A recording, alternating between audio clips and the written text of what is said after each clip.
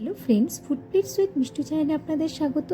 আজকে আমি আপনাদের জন্য নিয়ে এসেছি মুচমুচে জিলিপি কিভাবে আপনারা বাড়িতে বানিয়ে ফেলবেন একদম সহজভাবে, আর খেতে হবে একদম দোকানের মতো। ভীষণই সহজ, খুব বেশি পরিশ্রমও লাগে না। তাই এই ভিডিওটা আপনাদের জন্য এনেছি কিভাবে আপনারা কীভাবে করলে ঠিক এই রকম মুচমুচে জিলিপি বাড়িতে বানিয়ে ফেলবেন। দেখুন, আপনাদের আমি ভেঙে দেখাচ্ছি। ঠিক এতটাই মুচমুচে হয়েছে জিলিপিটা। চলুন এবার দেখে নেওয়া যাক কিভাবে বানালাম। প্রথমে আমি সিরাপটা বানিয়ে নেব। জিলিপি সিরাপ বানানোর জন্য একটু উঁচু কান্ধাওয়ালা বাটি নেবেন। তাতে আমি এখানে 1.5 কাপ চিনি দিয়ে দিচ্ছি। 1.5 কাপ চিনি দেওয়ার পর আমি সেই একই মাপের 1.5 কাপ জল দিয়ে দিচ্ছি। মানে যে কাপের আপনারা চিনি দেবেন ঠিক সেই কাপেরই কিন্তু জলটা দেবেন। চিনি আর জলের পরিমাণটা কিন্তু সমান হবে। সিরাপটা সবসময় চেষ্টা করবেন প্রথমে বানিয়ে নেওয়ার, কারণ বানিয়ে নিয়ে সিরাপটাকে কিন্তু আবার ঠান্ডা করতে হবে। সিরাপের রঙটা গাঢ় করার জন্য আমি এখানে কেশর ব্যবহার করব।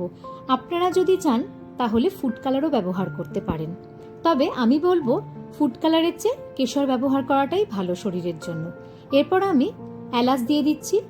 আপনারা চাইলে কিন্তু এলাচটাকে থেতো করে এলাচের পাউডার হিসাবেও এটা এখানে ব্যবহার করতে পারেন। এবার আমি সিরাপটাকে ভালো করে জাল দিয়ে দিচ্ছি যতক্ষণ না পর্যন্ত একদম জলটা ভালো মতো গরম হয়ে যাবে, ততক্ষণ পর্যন্ত কিন্তু আপনাদেরকে সিরাপটা বানাতে হবে। দেখুন, ঠিক এই রকম যখন একটু হাত দিয়ে দেখবেন চিটচিট ভাব চলে এসছে, তখন বুঝবেন আপনার সিরাপ একদম রেডি হয়ে গেছে। সিরাপটা আমি ঠান্ডা করতে রেখে দিলাম। এবার আমি জিলিপির ব্যাটারটা রেডি করে নেব। তার জন্য আমি এখানে ময়দা ব্যবহার করছি। 1 কাপ ময়দা এখানে দিয়ে দিচ্ছি, আর ওর মধ্যে আমি 1 টেবিল স্পুন মতো ঘি দিচ্ছি। আর ব্যাটারের ফার্মেন্টেশনের জন্য আমি এখানে ইনো ব্যবহার করছি। এখানে ইনোটা কিন্তু যে কোনো ফ্লেভারের ব্যবহার করতে পারেন। তারপর ভালো করে ব্যাটারটা মাখিয়ে নেব। ব্যাটার মাখানোর সময় কিন্তু জল অ্যাড করতে হবে। জলটা কিন্তু একেবারে বেশি পরিমাণে দেবেন না, অল্প অল্প করে জলটা দিতে থাকবেন আর মাখাতে থাকবেন জিনিসটাকে। খুব ভালো করে কিন্তু এইভাবে আপনাদের ব্যাটারটা রেডি করতে হবে। হাত দিয়েও চাইলে কিন্তু আপনারা মেখে ব্যাটারটা রেডি করতে পারেন। আমি এইভাবে ঘুরিয়ে ঘুরিয়ে ভালো করে ব্যাটারটা রেডি করে নিলাম। দেখুন, ঠিক এই মতো পর্যায়ে আসলে বুঝবেন ব্যাটারটা একদম রেডি হয়ে গেছে। আমার কাছে কোনো পাইপিং ব্যাগ ছিল না বলে তাই আমি জেমসের এই বোতলটা, জেমস লজেন্সের একটা বোতল ছিল আমার কাছে, সেই বোতলটাকে আমি ব্যবহার করছি এখানে পাইপিং ব্যাগ হিসাবে। ভর্তি করার সময় খেয়াল রাখবেন যেন একদম পুরো মুখ অবধি ভর্তি থাকে। এখানে আমি এবার তেল নিয়ে নিয়েছি কড়াইতে। কড়াইটা চেষ্টা করবেন একটু ডিপ গর্তওয়ালা কড়াই নিতে, তাহলে তেলের হাইটটাও খুব ভালোভাবে সহজে পাবে আর জিলিপিটাও খুব সুন্দরভাবে ভাজা যাবে। এখানে আমি দেখুন এইরকমভাবে হাত দিয়ে ঘুরিয়ে মুখটাকে লাস্টে জয়েন্ট করে দেবেন, তাই দেখবেন একদম সুন্দরভাবে জিলিপির প্যাচটা তৈরি হয়ে যাবে। জিলিপিটা দেখুন এক পিঠটা আমি ভেজে নিচ্ছি, আবার উল্টে দিয়ে অপর পিঠটা এরকমভাবে ভেজে নেব। কিছু কিছু জিলিপি আমি এখানে একটু কড়া ভেজেছি, আবার কিছু কিছু জিলিপি আমি একটু কম ভাজাতে উঠিয়ে নিয়েছি। সেটা আপনারা আপনাদের পছন্দ অনুযায়ী সেটা করবেন। আমার দেখুন জিলিপিটা ভাজা হয়ে গেছে। এবার আমি রসের মধ্যে জিলিপিটা ডুবিয়ে দিচ্ছি।